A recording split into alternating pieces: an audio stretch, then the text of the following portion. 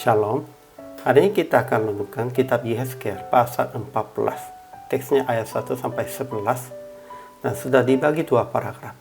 Paragraf yang pertama ayat 1 sampai 5. Tuhan akan menghukum orang-orang yang menjunjung berhala-berhala dalam hatinya dan menetapkan di hadapan mereka batusan Tuhan. Paragraf yang kedua ayat 6 sampai 11. Setiap orang baik dari kaum Israel maupun dari orang-orang asing yang tinggal di tengah-tengah Israel dan Nabi akan menjadi lambang dan kiasan dan dilenyapkannya dari tengah-tengah umat Tuhan. Kesimpulannya, Tuhan berkata tentang tua-tua Israel yang datang kepada Yehezkiel. Orang-orang ini menjunjung berhala-berhala dalam hatinya dan menempatkan di hadapan mereka batusan Tuhan. Tuhan akan menghukum mereka. Orang-orang asing yang tinggal di tengah-tengah Israel pun juga akan dihukum sama seperti kaum Israel. Tuhan sendiri akan menjawab dan menghukum semua orang yang menyimpang daripada Tuhan dan menjunjung berhala-berhalanya dalam hatinya. Lalu datang menemui Nabi untuk meminta petunjuk daripada Tuhan. Mereka akan menjadi lambang dan kiasan dan melenyapkannya dari tengah-tengah umatnya. Ajaran tentang Allahnya. Pertama, Tuhan akan menghukum mereka yang menjunjung berhala-berhala dalam hatinya dan menetapkan di hadapan mereka batusan Tuhan. Sebab mereka menyimpang daripadanya dengan mengikuti segala berhala-berhala mereka. Kedua, Tuhan akan menentang mereka yang menyimpang daripadanya dengan menyembah berhala, baik orang Israel maupun orang asing yang tinggal di tengah-tengah Israel, dan ia akan membuat mereka menjadi lambang dan kiasan dan melenyapkannya dari tengah-tengah umatnya.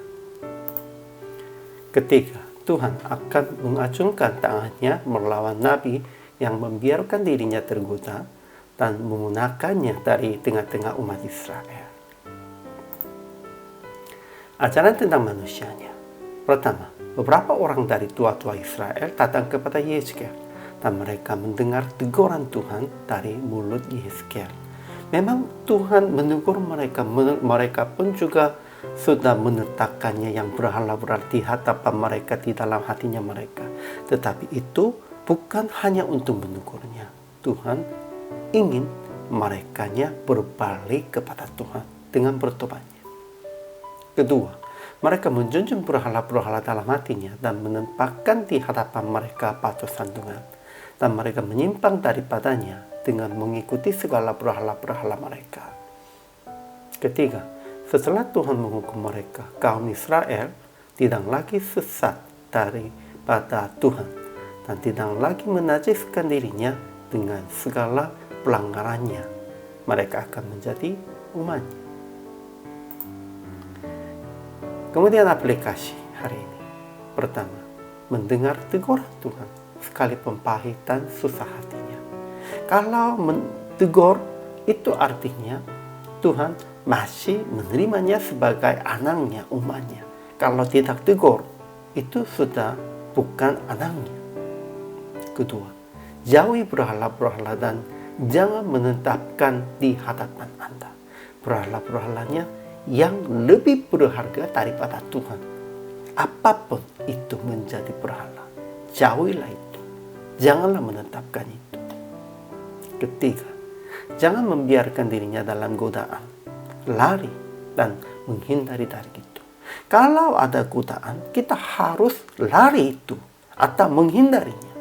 Kalau membiarkan diri dalam godaan, itu sebenarnya pasti akan berbuat dosa.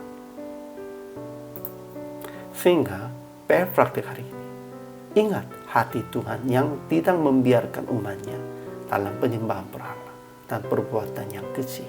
Sehingga Tuhan tetap menegur, tetap larangkan itu.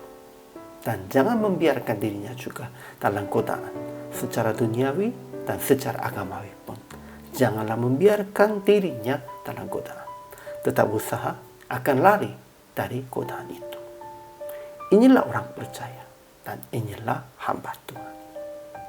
Hari ini juga Selamat melayani. Tuhan Yesus memberkati.